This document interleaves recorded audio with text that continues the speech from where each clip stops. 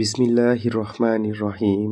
আপনারা কি জানেন, দানবীর হাতেম তাই আসলে কোনো উপকথার চরিত্র নয়, বরং তিনি ছিলেন এক সত্যিকারের দানশীল মানুষ। তার অমর গল্প শুনুন আমাদের আজকের বিশেষ পর্বে। হাতিম শৈশবে তার বাবা আব্দুল্লাহকে হারান। এরপর দাদা সাদের কাছে বড় হতে থাকেন। তিনি শৈশব থেকে মানুষের প্রতি ছিলেন সদয় ও সহানুভূতিশীল। একবার এক কাফেলা হাইল অঞ্চল দিয়ে যাচ্ছিল এবং তাদের খাবার ফুরিয়ে যায়। পথিমধ্যে তারা বালক হাতিমের কাছে খাবারের জন্য অনুরোধ করে। হাতিম তার দাদার 12টি উট জবাই করে তাদের আপ্যায়ন করেন। যদিও কেবল একটি উটই যথেষ্ট ছিল মাত্র 50-60 জন মানুষের জন্য। হাতেমের দাদার কাছে এই ঘটনা অপচয় হিসেবে ধরা পড়ে এবং তিনি হাতেমকে ত্যাগ করেন। কিন্তু হাতেমের দানশীলতা আর মহৎ হৃদয়ের গল্পগুলো মানুষের মুখে মুখে প্রচারিত হতে থাকে এবং তিনি কিংবদন্তিতে পরিণত হন। এভাবে হাতিম তাই মানব ইতিহাসে তার অমর দানশীলতার জন্য আজও স্মরণীয় হয়ে আছেন। হাতিমের মা প্রায় বলতেন ছোটবেলার হাতেম আর ভাইকে যখন দুধ খাওয়াতেন তখন হাতেম এক স্তন কখনোই মুখে নিতেন না যতক্ষণ না তার ভাই অন্য স্তন মুখে ফুটত। খুব ছোট বয়সেই বাবা আব্দুল্লাহকে হারান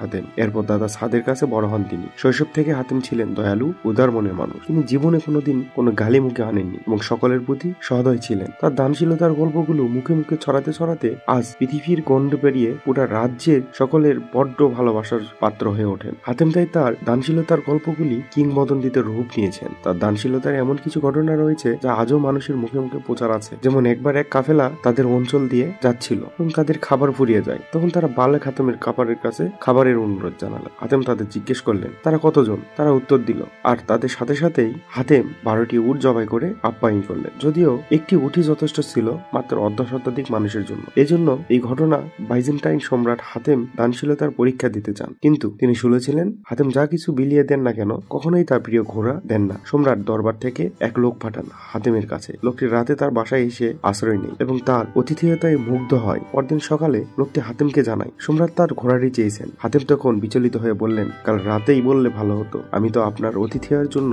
এই বাসায় থাকা একমাত্র ঘোড়াটি জবাই করেছি। ইয়েমেনের রাজা নুমানও হাতেমের দানশীলতার গল্প শুনে রাগান্বিত হন এবং তাকে হত্যার ষড়যন্ত্র করেন। নুমান একজন গুপ্তঘাতক পাঠান, কিন্তু হাতেম নিজের জীবন দিয়ে তাকে আশ্রয় দেয় এবং অতিথি সেবা করেন। গুপ্তঘাতক হাতেমকে চিনতে পারেনি এবং যখন হাতেম নিজের পরিচয় প্রকাশ করেন তখন সে তাকে হত্যা করতে অস্বীকৃতি জানায়। অন্য এক আরব রাজা হাতেমের রাজ্য দখল করতে চাইলে হাতেম রক্তপাত এড়ানোর জন্য রাজ্য ত্যাগ করেন এবং একটি গুহায় বসবাস শুরু করেন। রাজা হাতেমকে ধরিয়ে দিতে পারলে 5000 স্বর্ণ মুদ্রার পুরস্কার ঘোষণা করেন। একদিন এক কাঠুরে হাতেমের কাছ থেকে একথা শুনে অবাক হয়ে যায় এবং হাতেম নিজেই ধরা দিতে রাজি হন। বাইজেন্টাইন সম্রাটের পরীক্ষা। বাইজেন্টাইন সম্রাট হাতেম তাই দানশীলতার গল্প শুনে তার পরীক্ষা করতে চান। তিনি শুনেছিলেন যে হাতেম যা কিছু বিলিয়ে দেন না কেন কখনোই তার প্রিয় ঘোড়াটা বিলিয়ে দেন না। সম্রাট আর দরবার থেকে একজন লোক পাঠান হাতেমের কাছে। লোকটি যখন হাতেমের বাসায় পৌঁছায় তখন রাত। আর সেই মৌসুমে ছিল যেসব ঘোড়া অনেক দূর থেকে অনেক অঞ্চলে চড়াতে নিয়ে যেত। বাসায় হাতেমের নিজের ঘোড়া বাদে আর কোনো ঘোড়াই ছিল না। হাতেম অতিথিকে রাতে ভালোভাবে আপ্যায়ন করেন। লোকটি তার অতিথিয়তার মুগ্ধ হন। পরদিন সকালে লোকটি হাতেমকে জানায় সম্রাট তার প্রিয় ঘোড়াটি চেয়েছেন। হাতেম সাথে সাথে বিচলিত হয়ে পড়েন এবং বলেন গত রাতে যদি আপনি এই কথা আমাকে বলতেন তবে ভালো হতো। আমি তো আপনার অতিথিয়তার জন্য এই বাসায় থাকে একমাত্র ঘোড়াটিই জবাই দিয়েছি। এই ঘটনায় লোকটি হতবাক হয়ে যায় এবং সম্রাটকে ফিরে গিয়ে সব জানায়। সম্রাট তখন নিশ্চিত হন যে হাতেম তাই আসলেই অদ্বিতীয় দানশীল। হাতেম তাই একজন কবি মানুষ ছিলেন এবং ঘাসানের রাজকন্যা মারিয়ার সৌন্দর্যে মুগ্ধ হন। মারিয়া ছিলেন রূপবতী এবং তাকে বিয়ে করতে অনেক রাজপুত্র রাজা আগ্রহী ছিলেন। মারিয়াকে মুগ্ধ করতে দুবিহারের বিখ্যাত কবি নাবিগা এবং নাবিদ গোত্রের আরেকজন কবি চেষ্টা করলেন, কিন্তু হাতিমের কবিতা শুনে মারিয়া তার প্রতি মুগ্ধ হন। হাতেমের কবিতার প্রথম লাইন ছিল হে মারিয়া, সম্পদ সকালে আসে তো বিকালেই বিদায় নেই। মারিয়া তিনজনের বাড়িতে গরিব দুঃখিনী সেজে যান এবং তাদের অতিথিয়তার পরীক্ষা করে। তারা সবাই তাকে খাওয়াইতে উট জবাই করে, কিন্তু বাকি দুজন তাকে লেজ খেতে দেন আর হাতেম তাকে সেরা গোস্তের টুকরাটাই দেন। যেদিন তারা মারিয়াকে কবিতা শোনাতে গেলেন সেদিন মারিয়া হাতেমের পাত্রে নিজের হাতে সেরা গোস্তের টুকরাটা তুলে দেন এবং অন্য দুজনের পাত্রে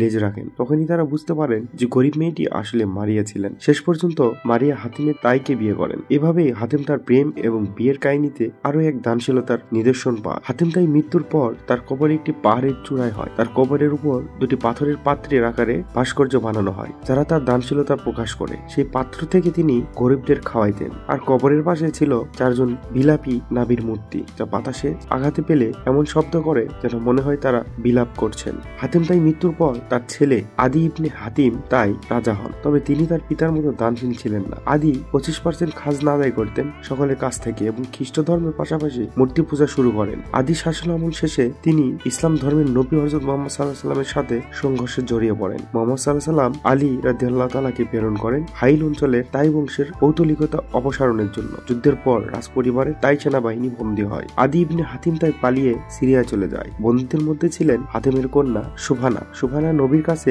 অনুরোধ করেন ভাইকে খুঁজতে যাবার অনুমতি দিতে। মোহাম্মদ সাল্লাল্লাহু আলাইহি ওয়াসাল্লাম তার পিতার দানশীলতা স্মরণ করে সুবহানাকে ভালো মতো আপ্যায়ন করেন এবং প্রয়োজনীয় সাহায্য পাঠায়। সুবহানা তার ভাই আদি ইবনে হাতিম তাইকে খুঁজে পান এবং তাকে নবীর কাছে আসতে বলেন। আদি নবীর কাছে এসে ইসলাম গ্রহণ করেন। এরপর তাই বংশের সকলেই ইসলাম গ্রহণ করেন। মোহাম্মদ সাল্লাল্লাহু আলাইহি ওয়াসাল্লামের মৃত্যুর পরেও তারা ইসলাম থেকে বিচলিত হননি এবং আলী রাদিয়াল্লাহু তাআলার সাথে কাঁধে কাঁধ মিলিয়ে জামাল ও সিফফানের যুদ্ধে অংশগ্রহণ করেন। এভাবে হাতিম তাইয়ের দানশীলতা ও মহত্বের উত্তরাধিকার পরিবারের মধ্যে প্রচলিত হয় এবং তার প্রভাব ইতিহাসের পাতায় লিপিবদ্ধ থাকে। ভিডিও শেষ অংশে হাতিম তাই দানশীলতার মহৎ তুলে ধরা। হাতিম তাই দানশীলতার মহত্বের গল্প আজও মানুষের হৃদয়ে বেঁচে আসে আর উদাহরণ আমাদের দেখায় সত্যিকারের দানশীল কিভাবে করতে হয়। আজকের জন্য এটুকুই। পরবর্তী ভিডিওতে আপনাদের সাথে অন্য কোনো বিষয়ে অন্য কোনো টপিকে আলোচনা করা হবে। আমার গল্পটি যদি আজকের মতো এখানে ভালো লেগে থাকে তাহলে চ্যানেলটি অবশ্যই সাবস্ক্রাইব করতে ভুলবেন না। সবাই ভালো থাকবেন, সুস্থ থাকবেন। আল্লাহ হাফেজ।